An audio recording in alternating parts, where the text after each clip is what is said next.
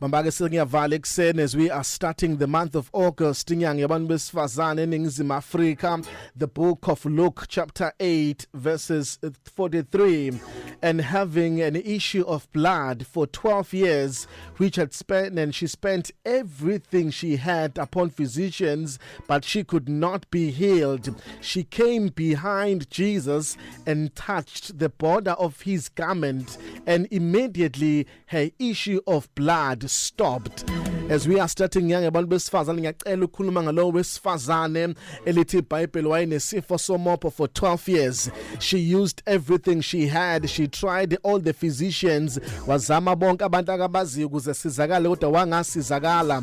Lithi iBhayibheli lo wesifazane wayehlala yedwa endlini ngenxa yecondition ayenayo. Yayingamvumeli ukuthi abe phakathi kwabantu. Isimo sakhe sasingamvumeli ukuthi engaba phakathi kwabantu ngoba benenkinga yesifo somopo for 12 years. 12 years of suffering, 12 years of pain, 12 years of rejection, 12 years of isolation, 12 years of not being in association with abantu abanormal ngenxa yesimo sakhe.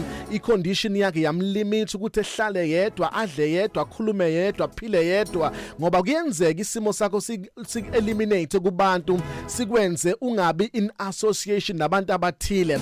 Noma kunjalo nosiko lwabaJuda lingamvumeli umuntu wesifazane ukuthi abe phakathi kwabantu mayinesifo esimphethe, kodwa lo wesifazane wathi angeke ngivumele isimo sami siconclude ngami, ngeke ngivumele icondition engidlula kuyona idefine ukuthi ngubani. Wathi I will defy all the odds, ngizola nazo zonke izinto ezizama ukungishonisa phansi. Lithi iBhayibheli lo wesifazane wezwa ukuthi uJesu uaround usendaweni, wathi anginendaba ukuthi isimo sami sinjani, anginendaba ukuthi mingaki iminyaka esengihlele ngikulesi simo, anginendaba ukuthi angivumelekile ukuba phakathi kwabantu mangikulesi simo, kodwa ngizosuka la ngihambe ngiye kuJesu, mange ngathinta umphetho wengubo yakhe ngizophila. Anginendaba noma ungibonile, anginendaba noma ungiphathe ngesandla ungibeka izandla, wengikufunayo ukuthi ngifike kuye ngithinta umphetho wengubo yakhe, I know I will be healed. Lo wesifazane had a radical faith, waba nokukholwa okungajwayelekile abanakho enhlizweni. Ngiyamimagine ngesimo semqondo ukuthi wathe yedwa endlini kungekho muntu, waqala warehearse ukuthi mayisefika kuJesu yiziphi izinto akazozenza. Sengathi ngavuka abesifazana abanjalo nakulenyanga kaAugust abazonqaba ukuba isimo sabo sibalimite, abazongavumi ukuba isimo sabo sibabambe ipotential yabo, abazolwa bethi we shall rise above every situation. Noma ngabe sithini isimo sami kodwa ngifuna singcwabe, noma ngabe ithini indaba yami kodwa ngifuna ibe iconclusion yempilo yami. Wasukuma lo sifazane wathi ngizoya. uJesu behamba nezixuku, wathi kodwa asikho isixuku esenzelwe mina esiyongivimba ukuba ngifinyelela ngifuna ukufika khona. Wafica bebaningi around uJesu, kodwa wathi lento engiyifunayo ngiyayifuna. Kufuneka abantu besifazane abanjalo bethi awekho ama limitations azongibamba, bethi asikho isikhali esenzelwe mina esiyophumelela, bedlubulundele bephambane nezimo zingavumelani nabo.